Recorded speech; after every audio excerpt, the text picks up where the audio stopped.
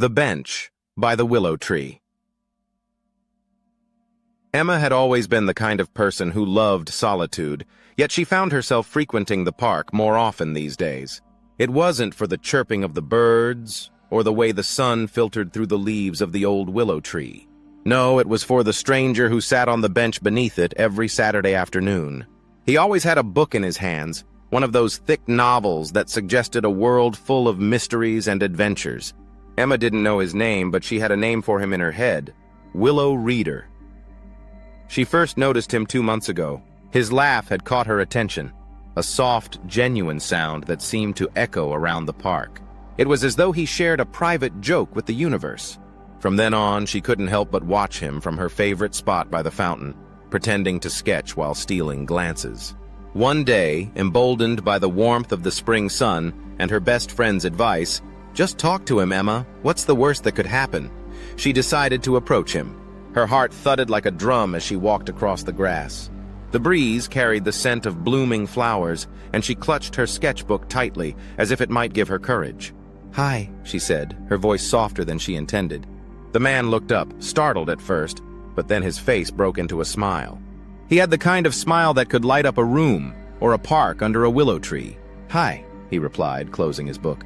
I've seen you here a few times," she stammered. "I was wondering what you're reading?" He lifted the book slightly, showing her the cover. It was an old copy of The Great Gatsby. Emma's eyes lit up. "That's one of my favorites. The imagery, the longing. It's beautiful, isn't it?" "It is," he agreed. "Though I always thought Gatsby was chasing something that wasn't meant to be his." Emma smiled, her nerves slowly dissipating. That's what makes it so tragic. And oddly, relatable. For the next hour they talked about books, art, and the little things that made life unexpectedly wonderful. Emma learned his name was Daniel, and he worked as a graphic designer. He loved dogs, coffee, and the smell of rain on concrete. As the sun dipped lower in the sky, casting golden hues over the park, Daniel asked, "So do you always sketch by the fountain, or was it just an excuse to keep an eye on me?" Emma laughed, her cheeks turning pink. "Maybe a little bit of both," he grinned. "Well, if you don't mind sharing, I'd love to see what you've drawn."